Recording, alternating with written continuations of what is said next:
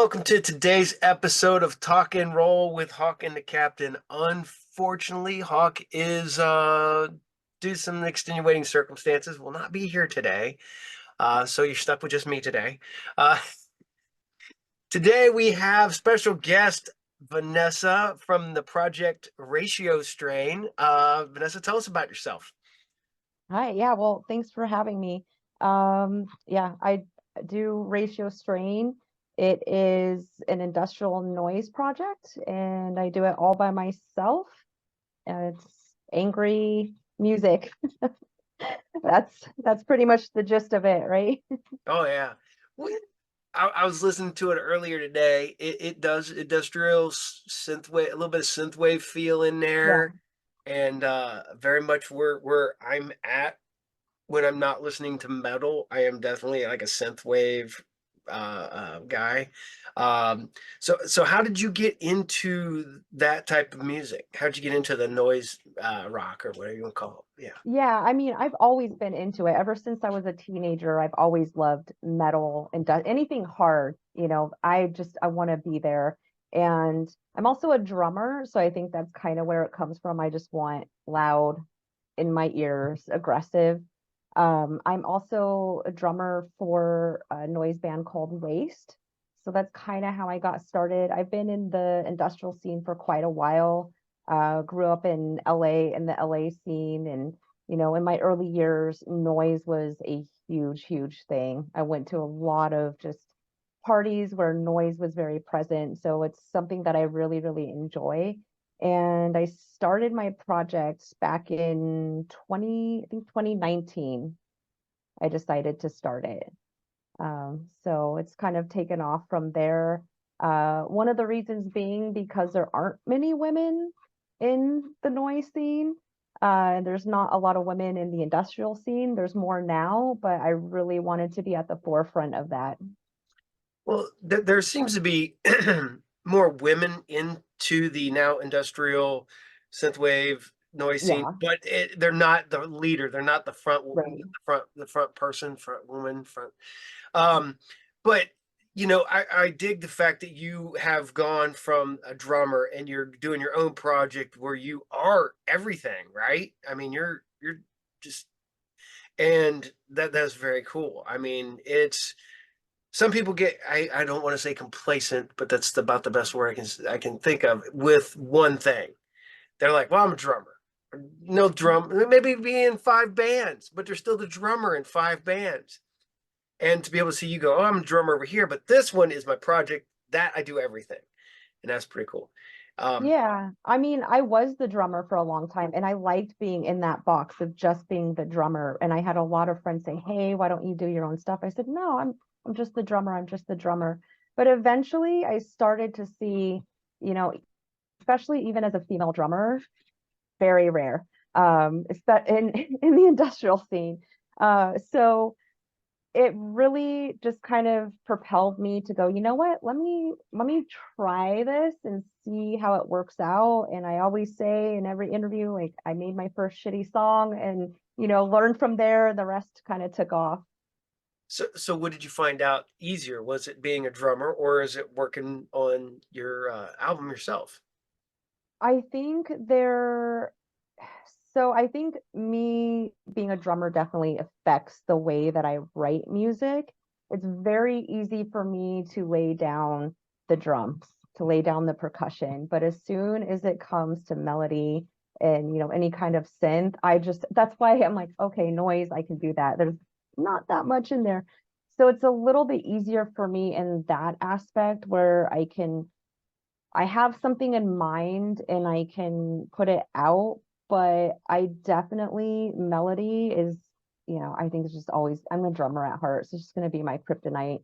And for other people, I see, especially synthwave, right? Like that's very melody synth based. The drums are very, just basic 4/4 kind of feel. So I really wanted to bring a little bit more to the table as far as drums and songs. Well, being a drummer yourself, you're going to want to look to bring more of of yourself into the music. And as a drummer, you're gonna be able to do that. Um, I do have I have a silly question here. Sure. I'm looking at your Instagram here, Yeah. and waste. It looks like it is like the what anagram? Is it Hmm. an anagram or is it Yeah. just a, like it's waste and you Yeah. put the okay Yeah. It stands for we all seek total entropy. okay okay because it's one of, I say that as my phone makes me go all the way back to the beginning of Instagram. Um, so how young were you when you picked up the drums? I was, I think 15, 16. Yeah, I've always been a band nerd. I mean, I was like 90 pounds in middle school and I played tuba, baritone, and then in high school I did drumline, a little bit of tuba and baritone and also drums as well. So I've always kind of liked that lower register sound. That's, who were your influence? Who got you into music? For drums or music. Uh, both, Both. both. Yeah. Okay. So for drums, without a shadow of a doubt, it was always Danny Carey, of course. Like Tool, I love Tool. So I love Danny Carey. He's a huge one for me. Um, I also, metal wise, Gene Holgan. I really love him. He's a great, Yes. amazing drummer. I actually have some of his art back there. Oh, Um, sweet. yeah, yeah. So I like out of the box drummer. So another drummer I like, I forget his name, but the drummer for Creedence Clearwater. He's a very like I like drummers that are very in the pocket, but kind of unorthodox in the way they do things. And you can just feel it. And that's, I think, what I really gravitate towards. And then music wise, I don't know. I just love music. I've always liked music. Ever since I was little, I wanted to play drums. And, music has just always been a big thing for me. So I can't pinpoint that one instance, but I do remember being in sixth grade and I think it was my first boyfriend gave me a metal cassette, and that was kind of like, that was it. It was like, oh man, this is, Very smart kid back in yeah, sixth grade. It's like, here, girl, I got you a metal cassette. yeah, The boy knew how to flirt. yeah, yeah, exactly. So, how did you go from being the drummer to your own project? What was how did you go from point A to point B? Yeah, I was actually playing at a festival. It's called Mechanismus in Seattle. And, I was playing with Waste. And saw, man, I'm the only girl. I'm the only girl, and I see all these guys up there they're producers and everything. And sometimes there's women, but they'll sing or keyboard or whatever. And one of my friends was just like, "Hey, why don't you try to do this?" And he's like, "Seriously, just try it." And so I honestly just decided to do it. And I just got tired of being the only female or one of the few females backstage. And I got tired of not having the representation of, a female producer because that's very few and far between as well. Did you produce the Waste albums or the No, oh Waste? no, Okay, okay. no, yeah. So I'm not now, that smart. because you were said that, and I'm sitting here thinking while I'm like, I can't think of any female drummers, and I'm like, you got the lead singers, you got a lot of bass players, a lot of female bass players, Yeah, yeah. not I a whole mean, lot. there's not in this scene. Well, I do know one, but as far as I can think, no, I mean, I know Sheila E., right? She's a famous drummer, but when you think back through the history, it's so few and far between. I think I still have the drummer magazine that had female drummers in it from the 90s that I saw because I remember, being a teenager and seeing it and going, "Oh my God, there's actual female drummers. And, there was so few that I have that magazine still. Well, my wife pointed this out to me a while back. She goes, we were growing up. Yes, you had female lead singers, but they were the novelty, almost a novelty act. And Right. especially when they brought in, a female drummer, female guitar player, even to this day, Alice Cooper has got Nina Strauss, who's a phenomenal guitar player, but she's still, the girl that plays in Alice Cooper's band, even though she's Hmm. Nina Strauss. And I don't Yeah. think that's fair. I think that there's a lot of people put that, like I said, yet again, they look at it as a novelty when it shouldn't be at this point. I mean, we're the 21st century, well into the 21st century now, and we're still looking at it like, oh, look, there's a girl in the band, and it's bullshit, and I don't think it's right. Yeah, And I mean, I've definitely gotten that for quite a while. I just made a joke out of it because I would play shows and then I'd, be in the bathroom or wherever, and people, especially girls in the ladies' room, oh my God, you're that drummer chick from Waste. That's all I would hear. You're that drummer chick from Waste. Oh my God, it's a girl drummer. So it was this big thing. And so for a while, when we would sign stuff, I'd be like, Vanessa, that drummer chick, just because that's all they would call me. And I think that's another reason why I started the music too, is to kind of get away from that of just being, oh, it's just that drummer chick. I wanted to put forth something more.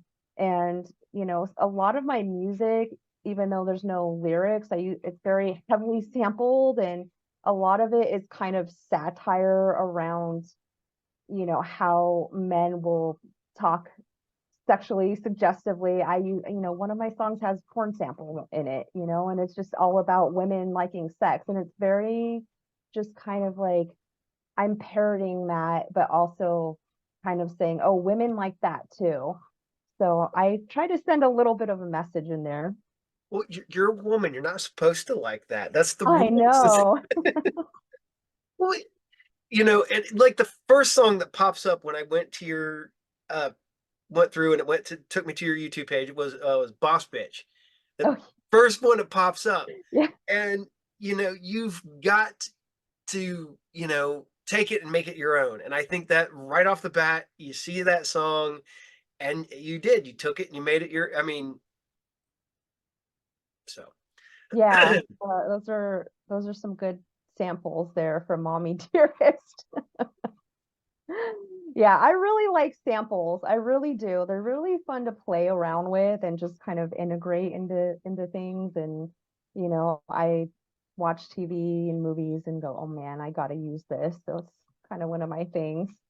I thought I was the only one. Me and my son do that all the time. Like, man, I was make a great sample for a movie. Yeah. That would make the one that I'm shocked that no one has used is from Avengers Age of Ultron, where he goes, when everything clears, the only thing that'll be left will be metal. And I'm Oh like, my God. the That's fact that perfect. yes, the no metal, I'm gonna if I my youngest son keeps wanting me to make a band because I just bought him his I'm looking. He's upstairs. I got the door locked. He can't come down here. I bought him a drum kit for Christmas. Oh Uh, my God. so he's like, "Daddy, we're in a band, right?" And I'm like, "I guess, bud, but Daddy can't play bass no more." But now, do you have any like I guess transitioning from being in a band now? Are you still touring with that band, or is that like on the way now? Yeah. You're just So like, yeah, Waste has been around a long time. yeah. So it's, I think, 20 years he's been doing it. Yeah. And I haven't ever toured. Now we've just done festivals, one-off shows, stuff like that. Because Shane, he's toured and he's like, oh, I'm over it. And he's kind of doing some side projects now. So I think if he brings anything new to the table, I'll still, drum, but I'm focusing more now on Ratio Strain and just really pushing that out there a little bit more. This year I went to the UK for Festival Resistance and um, played that, which was really amazing. I was super sick the entire time, but powered through it. So, I'm just really trying to more than anything, just evolve my sound and then kind of take it from there. Now, I know this is bad. Is it still hard? Is it hard because people don't like to take a female fronted anything seriously? I mean, that's got to be tough to be, you know, get it I past promoters and venue owners and all that fun stuff. No, I think it more has to do with the type of music that I make. So when I go to the UK, they love it. Oh But yeah, it's huge over here, I'm in San Diego, I'm in California, right? Like everything here is trad goth right now in post punk. And so when you got me trying to do some noise, it doesn't always, it's not the fad right now. So I have my little pockets of where I can go. And honestly, the industry in general right now, it's really hard to tour. It's really hard to get people to go to shows. It doesn't matter what genre it is. I'm hearing, friends from, all different types of bands saying it's hard to book. It's hard to get people to go out unless you're a bigger band. So that's why I'm just kind of following the trend of just picking up shows here and there and, doing EPs, stuff like that, or singles. A lot of my friends will just do a single every other month or something like that because you have the internet now and people's attention span is it's so short. It's so short. W- So it's a constant game. Yeah, I was just going to ask you that because we've seen that with a lot of these other bands we've done interviews with. Some of them will wait and they'll put out, they're like, put out an album. Oh, we're working on this album. I was like, there's been 2 years since you put out the last album. People've got to know that you're out there. And that's the one thing that we've learned, and I can't remember how many episodes we've done now, that if you go and you put together an EP, you put together a single, you drop a single once every couple months or so, then by the time that your year's done, your album's out. So Yeah. people have your whole album at that point. And it's actually worked because I had a customer come in my store over the weekend and he's like, "Oh, I've been listening to your podcast." He goes, "So I put together my first single while I'm working on my album and it's going to drop." I'm like, "Oh, fuck, people actually listening to us." I was like, "Awesome." But yeah, I mean, the music industry has changed a lot because there's, some of my favorite bands. Every couple months we get just a song, Yeah. or even a cover or this because they just got to keep their name in there, or keep everybody on the I guess I can't keep everything on the front burner, never going to the back burner. So I like that. I like that a lot because it's the internet. Everything's out there. It's so much music. And I heard this the other day. It's good and bad because now anybody can get their music heard, but then everybody can get their music heard. Yeah. So it's you're chomping, fighting each other tooth Yeah. and nail for every listener. It is so, so difficult. And I'm like a lot of people, I have a full-time job, so not only, a lot of us make music for the love of making music. And yes, there's full-time musicians as well, but those of us that do it for the love of it, you got the full-time job, then you're making the music, then you have to make sure that your presence is on social media at all times, keeping your name in there, figuring out what times of the day to do it, what days of the week and the month and you learn. For example, I'm on Bandcamp, right? But you Mhm. don't want to put your music on Bandcamp Friday because everyone and their mom puts something out on Bandcamp Friday, so it's just completely congested. So if you want to get it through, then you got to pick another day and then you have to make sure that you're promoting it and hyping it up, but you don't want to promote too far in advance from your release because then people forget. So what I'm seeing right now is people go, tomorrow I'm releasing a single, and it captures people like that. So really, it's just about learning those little tricks. I'm still learning a lot of it as well, but half the time I'm just kind of lazy with a lot of it. And I always say if 5 people like my music, great, because that's 5 people that really like it. I don't need massive amounts of followers. I just want to make, loud music and hopefully people enjoy it. Well, you that's what it's all about, is making music that you enjoy, your release, your fun, your, yes, making the money, touring and having fun. The other stuff is secondary, but People make money? yeah, well, make money. I don't know about that. It's like I sold a CD once. I made like $8. Right.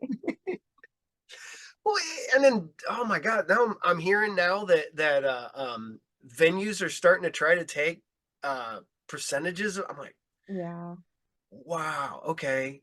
I guess yes, I can see it because I have a friend that was a promoter and he's telling me how much some of these bands are. And then, yes, you got ticket sales, which basically breaks you even. And then you got to make the money on alcohol or drinks and Mhm. all that food and stuff like that. That's where you make your profit. And I'm like, okay, that makes sense. And then they're like sitting there going, well, we got to take 20% of the venue of the. I'm like, dude, what? So that's why shit's so expensive at concerts when I can go to their website and buy the exact same thing for 2/3 of the price. Yeah. That's Um, why so many people have merch. Merch is so important because that goes directly to the artist, and people are finding inventive ways of having merch other than t-shirts. For example, I have a trading card that I made that just has the link to my Bandcamp and everything like that. But it's cool to see what people make because that is the most important thing is merch. oh yeah, and it's almost from the beginning. Like the moment they Yeah. form a band, Yeah. they start figuring out the merch, and I'm like, because I was like, oh man, I was in a couple bands back in the day, and we are like, oh, we'll worry about that later. And now these guys are like, no, you worry about that from moment one. And I'm like, oh shit, Before your release, you have your stickers, your hat, t-shirts. oh Yeah. yeah. That would definitely be what I have. I wear a hat constantly, so the first thing I'd probably get made is a hat. um, but I got to talk about your other thing you do. Mhm. You're on Instagram. You're modeling all over the Instagrams. Yeah. Yeah. That happened by just happenstance. So I have a friend who's an amazing photographer, and I booked her to do some promo shoots because I was playing a show go for a club called Obsession, and I wanted to have, just nicer pictures than my selfies and whatever. And I have the mask that I wear for my shows and everything. And she was doing for October a like bloodbath shoot. So I said, cool, let's do it. And she ended up turning it into a calendar. So last night was the calendar release, and I missed November, which is pretty cool. But yeah, it's been pretty fun. I mean, who doesn't want to have a bloodbath, Oh right? yeah. I was checking that. I was like, that's great because that fits the music right Yeah. there. Oh, it was so fun. It was so much fun. So I had a blast. the did the idea for the bloodbath come like right at the beginning of like the photo shoot, or she just goes, "Hey, I got this thing going with the bloodbath. You in?" Yeah. Oh, Yeah. Yeah.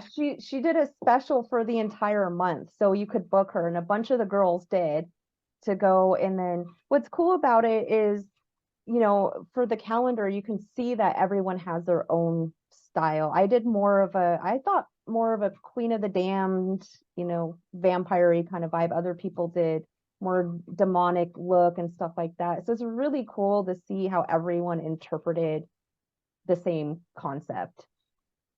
cool. Like I said, it's awesome. Now are those available through you, or do you have to order them through the photographer? Yeah, through the photographer. You can reach out to me and then I can link it as well. But yeah, I can give you So, the link too. so do you sign Vanessa, the drummer girl?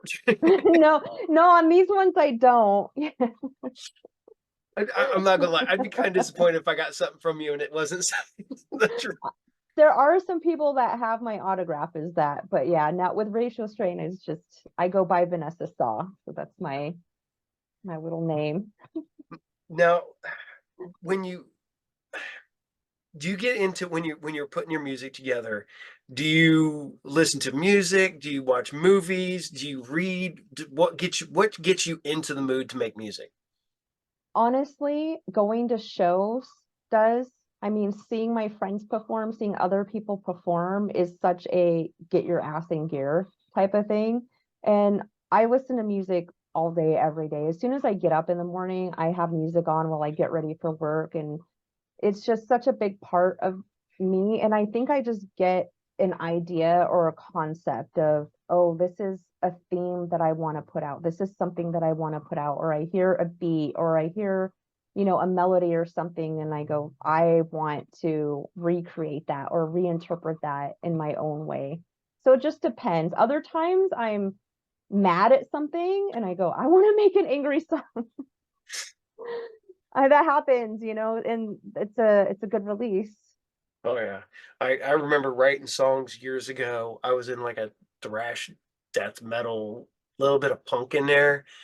And somebody goes, "Oh, do you still have those songs?" I'm like, "Yeah, probably." I was like, "But I'm not that angry anymore. I'm an old man, so those songs will not work for me anymore." So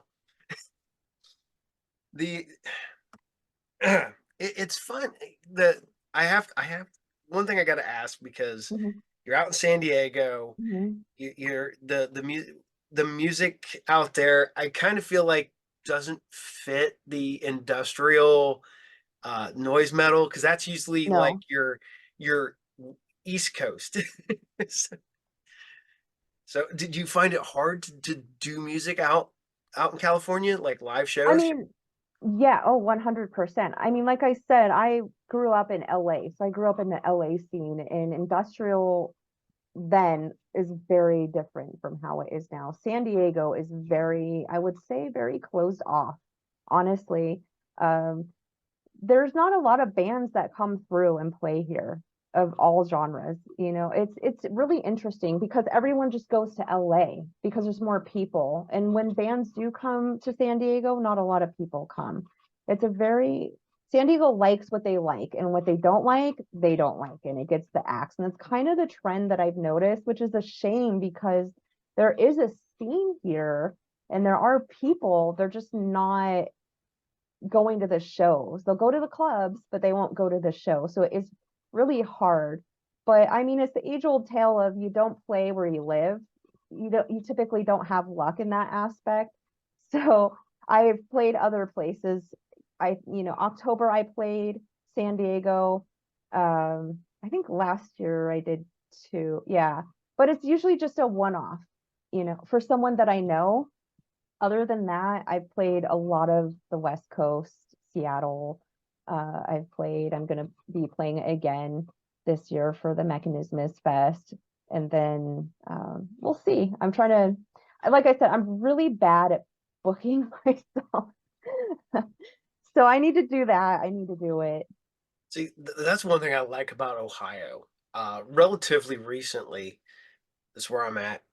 We started getting like a wide variety of music that we didn't really get before. A lot of classic rock people around here for the longest time. It was the always the current hot band, and that would be about it. And now, I've gotten to see Health in Columbus. I've got to Yeah. see Perturbator in Detroit. I've got to see, you know, and this is the funniest one because somebody goes, "Well, what's your style of music?" I was like, literally one day I went and seen Bret Michaels from Poison, and then like a week later I was seeing Whitechapel and Carnifex. So, That's how I am too. so I it's I love such a vast variety, and honestly, it just makes sense because 80% of music comes from 20% of beats. Meaning you can find the same beat in a rap song that you can in a country song, that you can in an industrial song, sometimes metal. Metal's a little different from time to time, but it's all connected and you can get inspiration from anything if you look for it. If you pigeonhole yourself, you're really doing a disservice oh if you really like music. yeah, it's I when I usually edit and do all this stuff, I listen to records.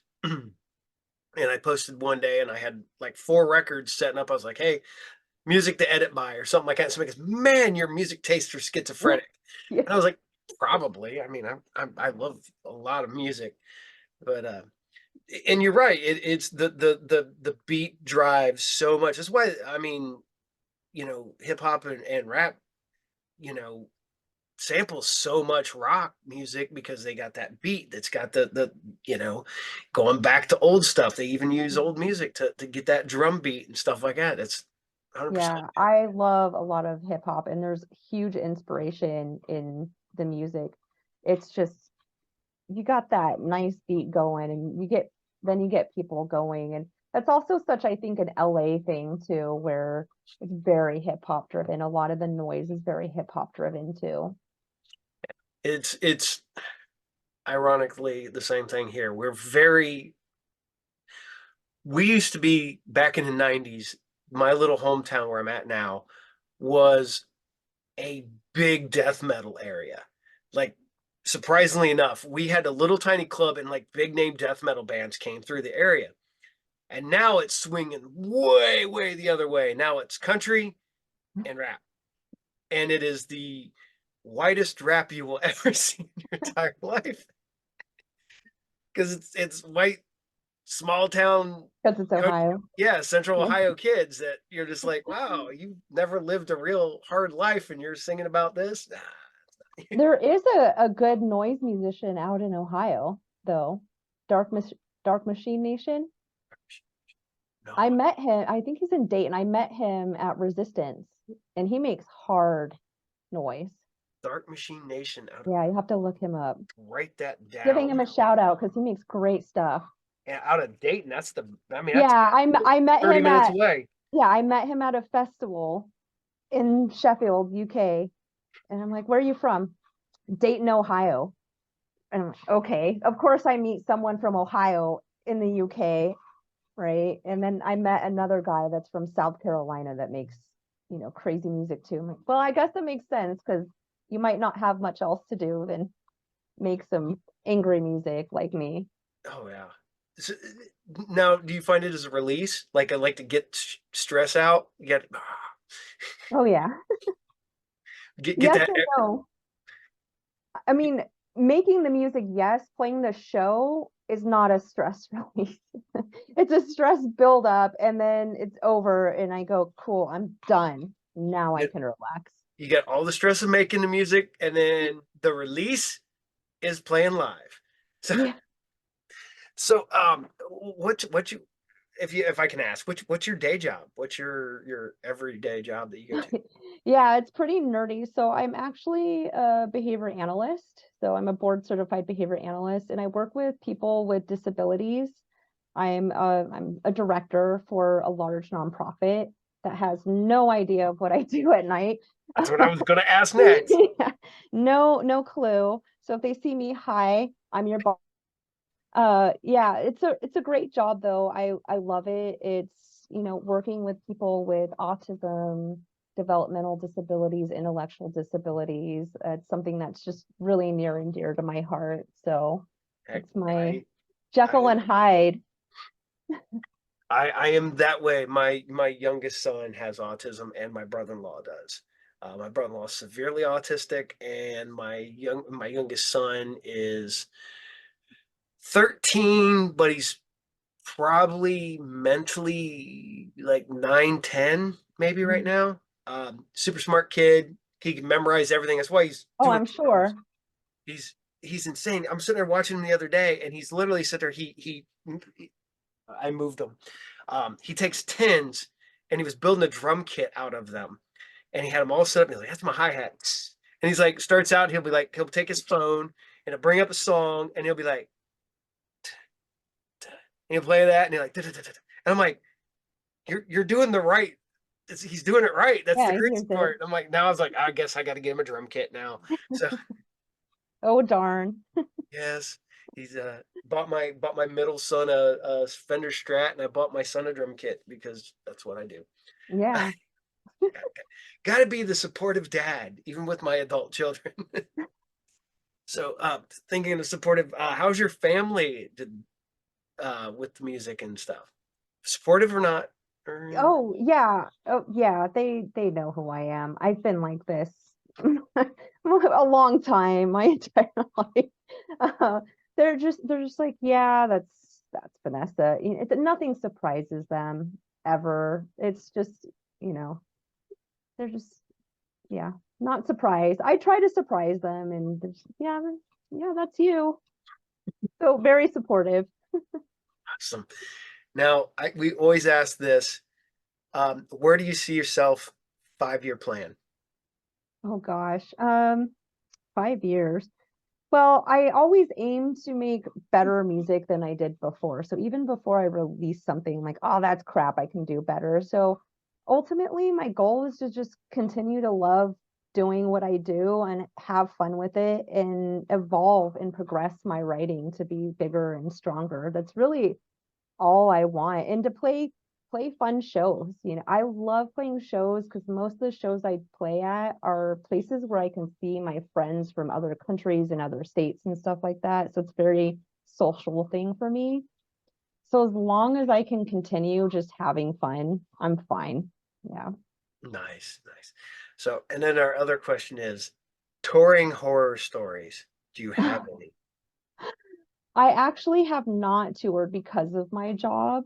Um, I've thought about it, but honestly, I've heard other people's tour stories, and I do mainly just one-offs and festivals and stuff like that. I don't really have a horror story. I do have like I guess a funny one where I played a festival. I was, drumming, and they didn't put the kick pedal on correctly, so I'm drumming and I just feel this and the like hammer have just like whizzed past my head to the back of the stage. I'm like, okay, now I don't have a kick drum, so I just had to play by like kicking the drum as hard as I could, just figuring it out, and it worked. And then I just kind of like reached back, grabbed it, stuck it back in, and called it a day. But I was so close to getting nailed in the head by that thing. And those things, they're heavy.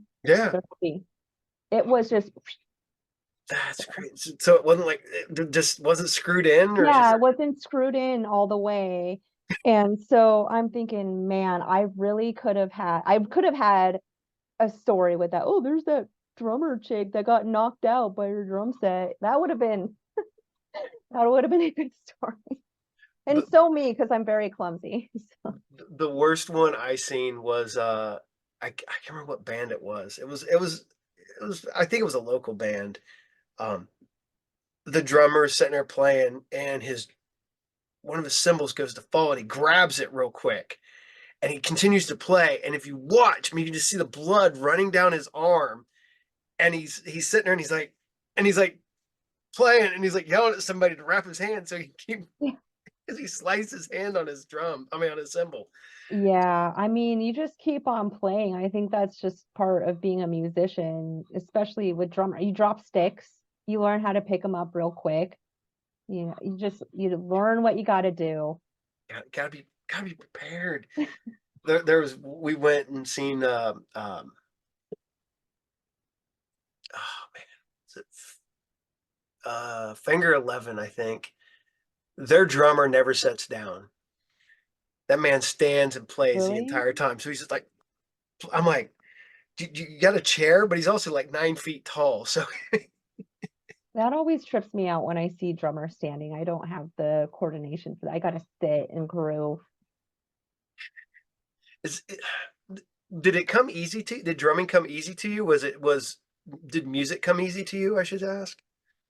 Um, I yes and no. I'd like to think so, right? I'd like to think I'm an amazing drummer, but I feel like because I took classes and stuff like that, I'm very in the pocket. I'm not a super fancy, I'm going to do a bunch of fills, especially with the bands that I have played with, because I've played with other bands, and it's not, I'm not the fancy drummer, I'm not going to do the 7 hour solo. I'm going to be in the pocket. I can keep the beat and I can give you what you want, like steady and strong in the pocket groove. That's me, just easy going.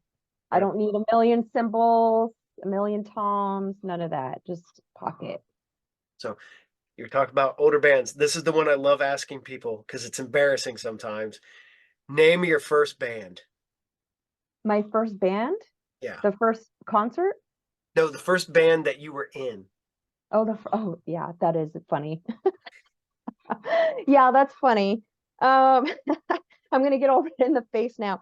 Yeah, so backstory. I love Mike Patton. Love, love, love. Anything Mike Patton. Huge Mr. Bungle, Oh, yeah. Lovage, Tomahawk, all of it. Absolutely love the guy. If he's listening, hi, I love you, right? So with that being said, my band that I was in was called Pumpin' Butt. Yeah, because like Pumping. Miss Pumpin' Butt, yeah, because I was in a band with a bunch of guys. We all like Mr. Bungle, and I think it was the guitarist was like, "Hey, wouldn't it be funny if we did a playoff of Mr. Bungle? So Pumpin' Butt, haha." It's for 14 years old, totally just idiots. And I, of course, had to agree to the terms and got Pumpin' Butt on my kick drum, because you put your band name Yeah. on there. So I had that on my drum set. I think my friend still has it somewhere. Yeah, so It's still out there. it's still out there somewhere. And surprisingly, people liked our name and liked. But the best thing was when we would play a show and the announcer, I remember one time went, "Okay, now it's time for pumpkin butt he just didn't want to say pumpkin." So yeah, that's my band, I could definitely see my that guy legacy. gets the and welcome to the stage. But is this right? Yeah, is this a typo? Yeah, It's got to be a typo, right? No. I love asking because everybody's oh yeah, almost I'm everybody's first sure. band is embarrassing. You think it's the coolest name ever, No, and then no, when you're a kid, and then you out and you're like, yeah, we were 14, 15 years, we were laughing at everything stupid. Come on, we I weren't smart. mine was I was big because Terminator 2 had came out, and just to tell you how old I am. And I was like, when it was talking about no fate except for the fate you make for yourself, and I'm like, no fate, that's the name of our band, man, no fate. And then it's like, then I look back about it, and I'm like, yeah, we were kids. God, that was a horrible. Hey, it's not that bad. It could be pumping butt. But pumping butt. So, uh, but well, okay. First band you listened to, first concert. I should let's see, first concert. Oh yeah, so that's also super cool and embarrassing. So first concert was R. Kelly and Salt and Pepper. Ain't nothing wrong with salt and pepper. Yeah. R. Kelly is a little bit, nah, Oh yeah. but he was hot in the year that Space Jam came out. Uh, No, it was the bump and grind, it was Salt and Pepper Push It and bump and grind. Yeah, it was, so the whole thing was just grinding on the dance floor and all that. That was my first concert. yeah, It's a I good say one. I got more embarrassing. My first concert, Willie Nelson. Hey, that's not bad. Oh, it was at the Ohio State Fair. I went with my mom because I was, I don't know, I was like 12. I don't know, something like that. But now you're out there, you're playing. Now you're doing local shows and stuff. If you had a chance to play with somebody, who would you love to play with? Oh man, gosh. Honestly, I like playing. That's why I like playing festivals because then I get to play with everybody. Everybody, yeah. Yeah, I've played a festival with Health, for example, Author and Punisher, Leather Strip. I've played with quite a few times. Stabbing Westward. Let's see who else. trying to think of all the other names. My friends too, so ESA, Varden Sphere, Grendel. I mean, yeah, the list kind of goes on in the scene. So that's why I like to play festivals because Nice. I get to see everybody for free and I get to play. I would love to, man. I would, now that I've got to see Health the first time, and I've seen them twice, you know, 2 times now. I would go see them every time I could because they Oh were yeah. that They're good. so nice too. They're And so nice. I got to interview him for my other show, Johnny from Health, and I'm like, Oh yeah, he's so great. we're talking. And I was like, dude, I was like, I have a question to ask you. I was like, I got one of your concert T-shirts. It has a phone number at the bottom. He's, oh yeah, it's my phone number. I'm like, you're like legit phone number? He's like, yeah, it's like this. Wait a minute. No, it's this phone right here. Almost went, hold on a second. Just to see if it worked. When I reached out to him, I thought, oh, he'll say no. You know, Yeah. I'm just a little nobody in Podunk, Ohio, making fucking YouTube channel shows. And he's like, yeah, I'll do it. He goes, and then when he goes, well, I was like, we'll get a time. He goes, I'm a tour, you know, this. When I get back, we'll do it. And I was like, okay. He goes, all of a sudden one day he's like, I can do it tonight. And I'm like, it was literally trick or treat night. I had just taken my kids. I'm like, he goes, 8 o'clock your time. I'm like, I can make this work. So I take my kid out. I'm running around, hurrying up in the neighborhood. My kid's getting tired. And I'm like, I run back. Luckily I had time because I take my kid, I trick or treat and I wear a costume because it's just fun. What'd you dress up as? I did Spider-Man. Oh, that's awesome. Yeah, I did the full mask. I got a nice high-end costume. And then I had the Infinity Gauntlet and I had Captain America shield. And all these little kids are going, you're not supposed to have that. I was like, yeah, I gotta give this back to Steve and give this to Tony. And these little kids are like, what? That Well, makes sense. yeah, Yeah. that makes sense. I'm like, yeah. And I have a blast. I take him out. I've gone as I have a full set of stormtrooper armor. Gone out with stormtrooper. I have Sith robes. I always take him out dressed because it's fun. I'm not gonna lie. It I have is. a blast. Little kids love it too. I take this year wasn't as much as the year before because last year it was daylight longer and I was just taking pictures of little kids like the entire time. I'd like let my wife and I'd have to try to catch up with them, and those masks suck. If you've ever, they're horrible. They have like maybe dime size eye holes to look Hmm. out of through them things, and you got to be careful because you can't see your feet. You don't see what's so you got to worry about tripping over everything. Um, but I'm sitting there and I told him I was like, yeah, I was like the worst thing about it is that I might still be in costume when I get. So literally, I'm He like, wouldn't mind. He wouldn't oh, he's like, mind. no, I don't care. He goes, I'm selling. He goes, we're doing a thing to win my costume I wore at Anime Con and stuff Yeah, I like was that. gonna say he's always at the cons and Yeah, stuff. So and I was like, going, man, I was like, did, I wonder if I've been at the same conventions. probably. Probably, yeah. At this point, I've been there with some big name people, but I don't know if I've been with Johnny from Health. The weird one, I'm not gonna lie, the weirdest one we were at, Nick Cage was there. Really? Yeah, and he was there as a guest. He was there buying. And he's just got a guy with a briefcase and he's just walking up going, I need that book, that book, that book. How much? And he's like, hands the guy money. And I'm like, that's why he's broke. Yeah. So, all right. As we go on about me here for a second, has anybody ever approached you about using your music in in film or anything like that? Because I, I, can, No. I definitely could see it working in a horror movie. Or like a really gritty like grindhouse action movie. I think if I didn't use so much samples, because I'm already kind of pushing it with the samples sometimes.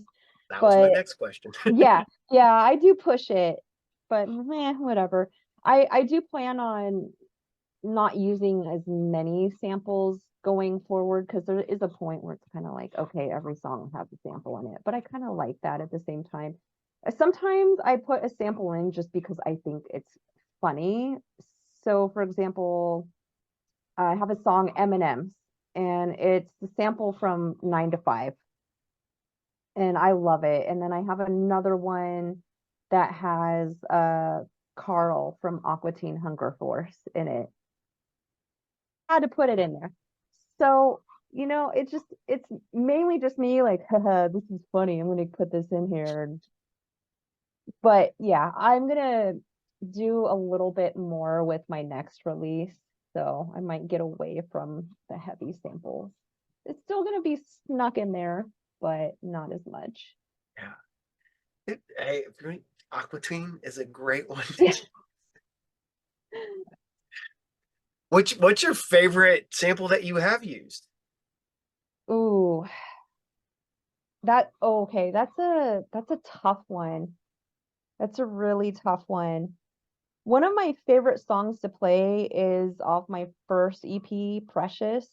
And those samples are from I Spit on Your Grave two, three, two or three is where I got those samples. I think two. I want to say it's two. I love those samples. I because that movie's awesome. And the actress is the way she screams in it, the samples that I use, I love it. It's just perfect. And then I think I like the samples that just fit so well because another one is Filth. I took samples from the movie Gretel and Hansel. And she just says, we're all made from the same filth. And I heard that and went, oh my God, that is such a like, that is perfect. Because I made that song right at the height of COVID when people were just going insane and writing.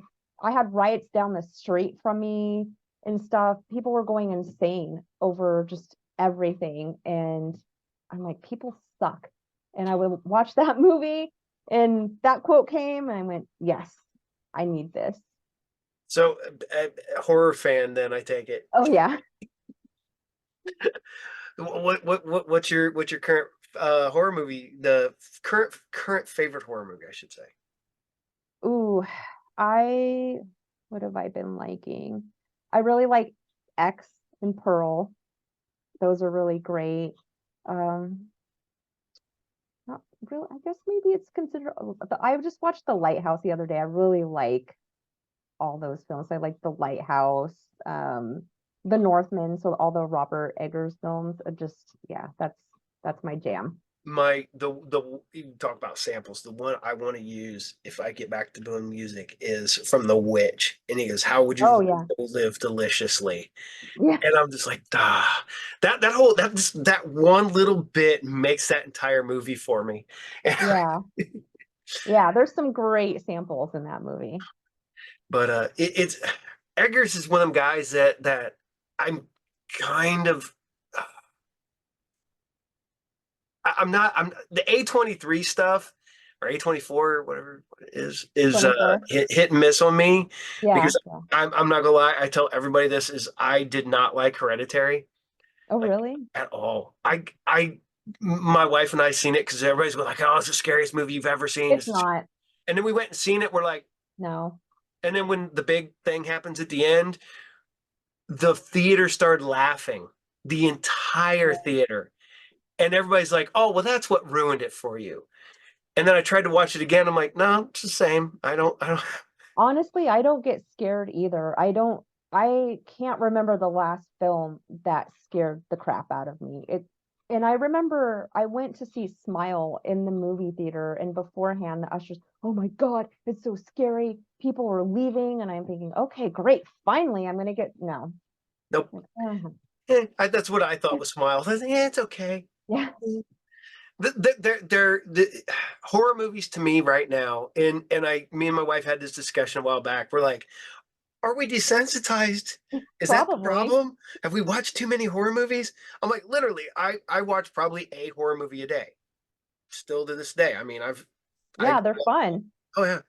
Well, I lived in the country for I was a latchkey kid with no supervision, so I got to rent and watch whatever I wanted to watch. So I watched every just completely I watched the I Spit on Your Grave one when I was like, I don't know, like 10. The original, the 78 one.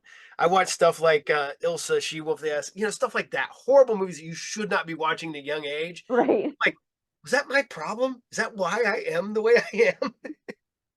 That's why I like really heavy music. Is that why I like that? It Uh, depends on what you find scary. So actually there is one that I did find scary from, I think I want to say it was from 2015. It's called Hush. It was on, I think, Netflix. yeah, it's That one, the deaf girl. yeah, that Yeah, one scared it's me. Mike Flanagan. It's a Mike Flanagan movie. It's got his wife in it. Yeah, That yeah. one scared me because the idea of a stalker, looking in your windows freaks me out, as it would anyone, but to also not hear, Well, that one was, ugh, I I think the scariest moment in that movie, and I don't really say scary, but unsettling moment in that yeah, movie, where she's like trying to tell him that she doesn't know who he is if he leaves, and then he takes the mask off so she knows exactly who it is. Well, not exactly, but he sees yeah, his face, so now he has to kill her, and you're just like, that's it's fucked up. getting real. Yeah, Yes, and it's one of the movies that no one told me about. I yet again Netflixed it, and I was like, yeah. kind of dig this movie. But yeah, desensitizing is bad. I don't know. I don't get scared that often, but there are movies that do catch me with a jump scare or a Oh moment yeah, where you're that's just like, so fun. I love it. yeah, I love when I get a good jump scare. I'm like, oh shit, or because it's so fun. or when That the whole adrenaline rush. the completely left field thing that happens, like the beginning of The Quiet Place where the little kid gets nailed at the beginning, and you're just like, the hell? They got the little kid? Little Yeah, kids and dogs are safe. No, some movies just go there. One that I did enjoy was Becky, and then the second one, I have not seen the second one yet. I gotta see that. oh, it's not, the first one's better, but Yeah. it's still fun. It's a fun one. It's not like a, oh my God, scary, super amazing. It's just fun because you know what you're getting into. You already know who she is if you've seen the first one. Although I've been on a Christmas horror movie kick now. So, like every day at the shop, I watch a Christmas horror movie, except for today. For some weird reason, I'm on like a weird alien book documentary kick. So I'm watching all these little documentaries about all these books about aliens and about how they're going to wipe out humanity and stuff. Um, but the one that got me was Anna and the Apocalypse. I haven't seen that one. It's insane. It is a British Christmas horror musical. Oh my God. And I'm not a musical guy, but like musical movie and stuff, and I'm watching this and I just cannot stop watching it. Like I'm gonna this have to is check that out. good. And then then I've been watching all the super cheap ones, and there's one called Christmas Cadaver, and Did you that watch is the Grinch one? the mean one. I have not watched the mean one Me yet. neither. I haven't watched the Winnie the Pooh one Me either. neither. I but now The like I've said, Grinch one, I saw the little preview for it. I'm like, oh my God, they someone went there. Someone went there. well, it's because it's why they did Winnie the Pooh is because Right. the it's now in public domain now. Even though I heard that I was reading an article the other day that the Seuss family has lawyers or people who just go through the internet and reverse image search stuff to see if people are posting Grinch themed photo shoots because you have to Oh pay the God, Seuss family like 125,000 for the rights to do that. And I'm like, ah. that's crazy.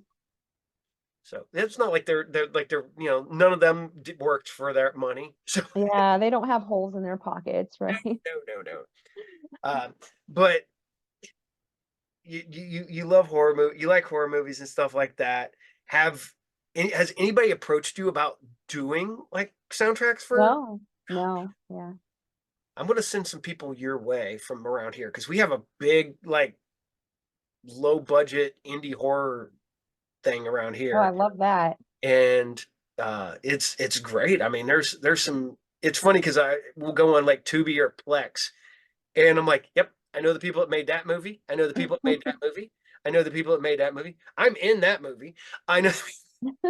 Ironically enough, the one I'm in, not a horror movie, not a horror movie.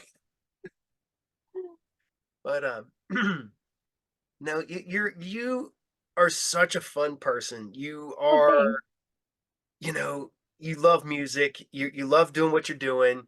You're having fun doing what you're doing. Yeah, I'm a huge nerd and I don't take myself seriously ever. I think that's what helps. I mean, because there's so many of these people who it's like we're gonna make it big, we're gonna and they stress out over it and they get super serious. I'm like, and then they don't do anything. Yeah. You're not taking it seriously and you're going over to Europe and doing festivals. That's Yeah. crazy and awesome and stupid cool. I mean, it is. Yeah, I mean it's definitely fun. I mean, I'm serious when I get on the stage and beforehand. That's, I'm Oh definitely yeah. serious then. And I have, like I said, I have my mask and my persona, and I chose to wear a mask going back to, what we were talking about being a woman. I wanted to kind of take away from that because I didn't, it's funny that I say this. I didn't want to commodify me being a woman, like, oh, there's this girl up there. But then I wear a mask and I'll wear, not a lot. And that's kind of how I am. I'm a very like serious but goofy, and I that's just how it projects for me. Is I wanted it to be this, who is that ominous person up there that's just bringing this angry ass music. Well, I, I I don't want to take this any wrong way. I mean it in a really positive way. You make a very dark sexuality. Yeah, yeah, definitely. I Yeah, don't I that's the wanted best it way to I be could dark. Yeah. yeah, No, and yeah. it's That's kind of how it evolved. I didn't mean for it to evolve that way. It just kind of, I wanted the mask. And initially I was just gonna wear like, sweats and stuff because all the guys do. All the guys wear band shirts and black. And that's the thing is, women, when they're up there, we have to be sexual to get attention. Guys, you guys are wearing your hats, your t-shirts, your jeans, and you call it a day, right? But women have to project a lot more. And I think that's where it came from. That dark sexuality is, I still have that sexuality, but the face is just, it's gone. well, And I like it like that. it's controlling the Yeah. sexuality that Yeah. way. You're not the hot chick that fronts the band. You're now the mysterious, you know, Yeah. dark sexual being that leads this, that is this band. And I think that adds to the feel, the ambience of it all. And it don't not taking away from any female fronted bands or women in bands. Um, but when I saw a band last summer and you could not help but look at the keyboard player. She's an attractive woman. She's up there in a really short skirt and everything Yeah, else like of that. course. And you're up there and you're watching the guys, you're watching, and you're just like, I mean, that's what I look at too. I'm like, oh, pretty girl. Who wants to look at the guys? They all look the same. we're all interchangeable. We're Yeah, all right. Unless we it's the drummer, then I'm like, oh, cool. I like what you're doing. um, one of the funniest things is I had to point out to my wife, one of my favorite bands is Clutch. The drummer from Clutch. If you watch him play, you can never unwatch him play Mm. ever. Watch him live because he's like, and he mouths everything. If you watch any of their music videos, they will try to position Neil in front of him, or Mhm. they'll position stuff so you cannot see his mouth because he can. And my wife looks at me because he does it in everything. I went, I know. You cannot unsee it. I've seen him live so many times that your eyes just draws right to him going, So great. and it's hilarious to watch, but he does. He mouths everything. So, um, But with yeah, I get what you're saying about, the women. And that's exactly why I kind of went that route, was to just kind of take away from. And also, I was used to being in the back. I'm a drummer. No one sees me. I'm in the back. I like it like that. No one notices. Now I'm and a minute in my, and a minute. yeah. Now I'm the only person. I'm like, crap, I have to bring something because you can't just stand there. you have to bring something. And I wanted to bring something visual, and a lot of industrial noise, you like health, for example, strobes like crazy. I can't do strobes. I'm sensitive to them. So I'm thinking, what can I bring that's gonna really capture? And really what I want is for people to be captured by the music, not by me. I You don't need to look at me. Listen to the music and hear it. And I get a lot of inspiration from Tool, for example. I'm sure you've been to a Tool show where no? I've been to Perfect Circle, never been to Okay. Tool. Oh my God. I've been to a lot of Tool shows. I love Tool. So I know people either love or hate Tool, but Tool shows, it's all about the visuals. The band is completely, you can't see Maynard. Everything's blacked out. It's all about their visuals. It's all about feeling the music and having that sensation and getting your sensory overload. And that's what I want when people hear the music, not to like stare and look at me and oh my gosh, what is she doing, but to actually experience the music. And I recently went to a Fever Ray show. I don't know if you know Fever Ray, but Swedish band. They're really great. They do a lot of the same kind of thing, very theatrical and just more about experiencing the music. And that's really what I want to go for, is this kind of dark entity that makes this music where you're like, whoa, what is this sound? What is this, this? And then I do backing videos too, of course, Yeah. with Well, horror films and all that. so this was one of the questions. You can say, nah, in my business, whatever. Do you have a significant other that deals with the music, or is that separate? No, Nope. Nope. no, it's So, all me. because Yeah. I know some people are like, yeah, my wife, boyfriend, whatever. And they're like, oh, just is this what we're doing today? It's No, I was married, but he was very supportive of it. Um, he's actually the producer of Waste, so we were in a band together, but and he was always very supportive of it. And I honestly couldn't be with someone that wasn't supportive of my music and didn't let me be an individual. I'm sure you can tell I'm not the kind of person who's going to let someone tell me what to do. nope, So, nada. they got to be cool with it, and they have to be comfortable in their own skin to know that this is what I like to do. I'm a weird person who wants to go up in a mask, half naked in front of people. So deal with it. Hell yeah, hell yeah. So, um, I'm about out of questions here, but we got the big questions here at the end.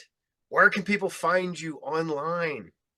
They can find me on Instagram, so Raise Your Strain on Instagram and Bandcamp, and I'm also on Spotify and Facebook.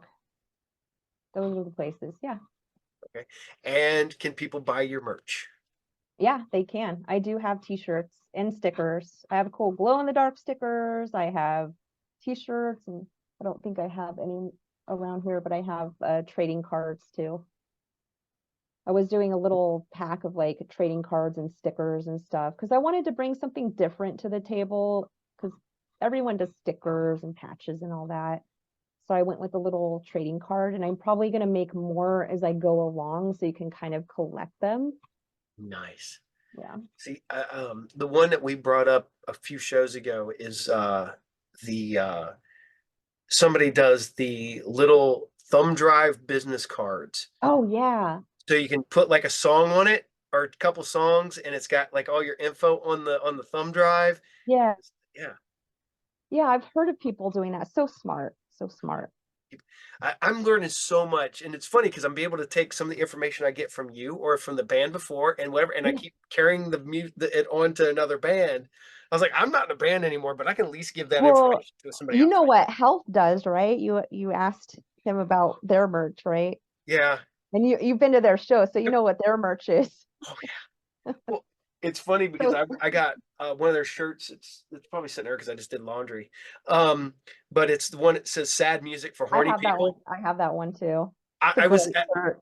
not even paying attention, not even remotely paying attention. That's the shirt I threw on one morning. I'm doing a comic book show. So literally, I'm over there setting up my stuff, And I walk over to my buddy and we're sitting there talking. He goes, What are you wearing? yeah, he's like, does your shirt say? And I'm like, oh yeah, it does. It says sad music for people.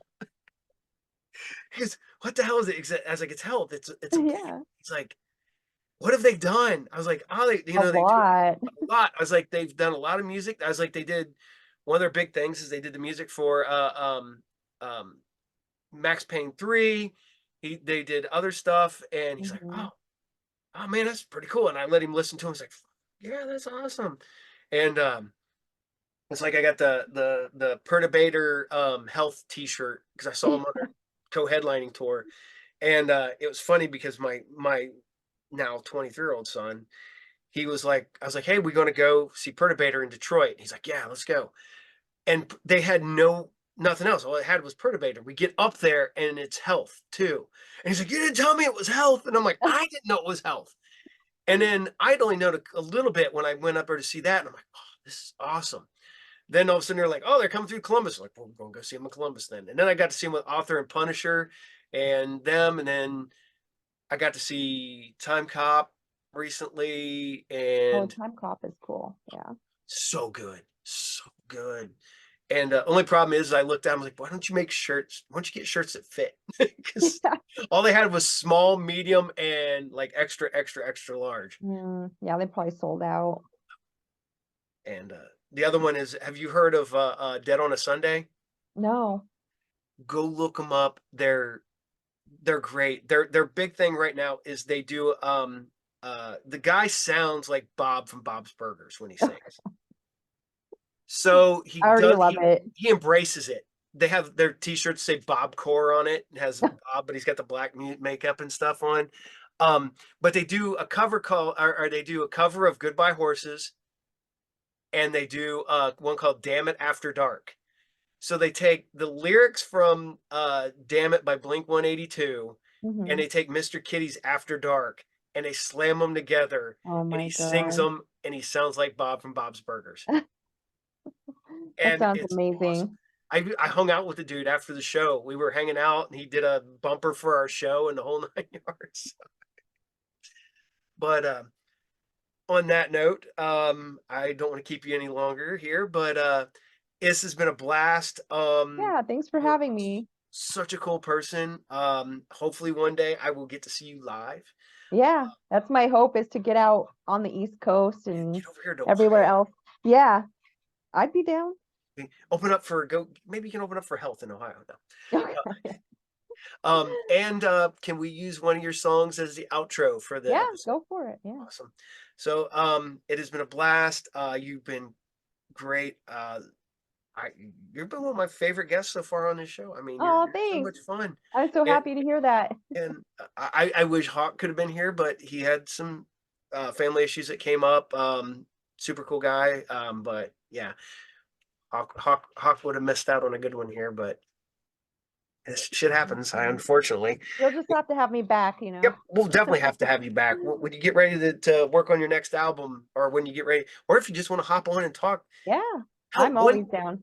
if you want to come in and hang out, if Hawk's got some stuff coming up, I might need a guest host, so you could go talk to other bands too. I would love that. I Oh would yeah, love that. I like meeting new bands and people.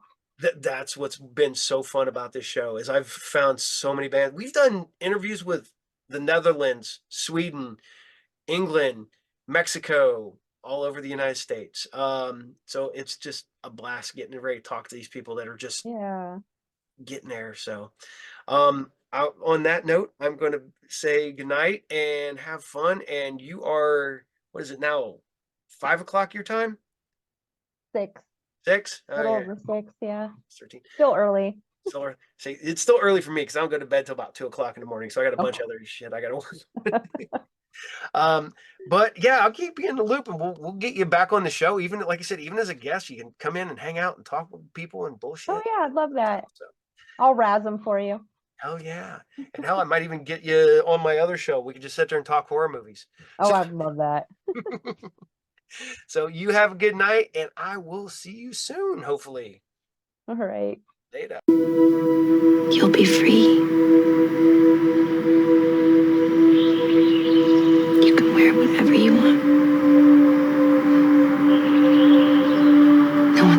judge you for reading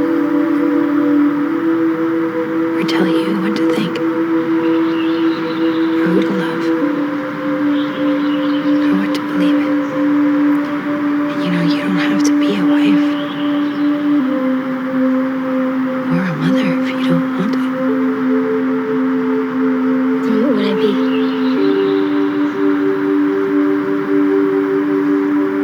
You. Will God still love me then?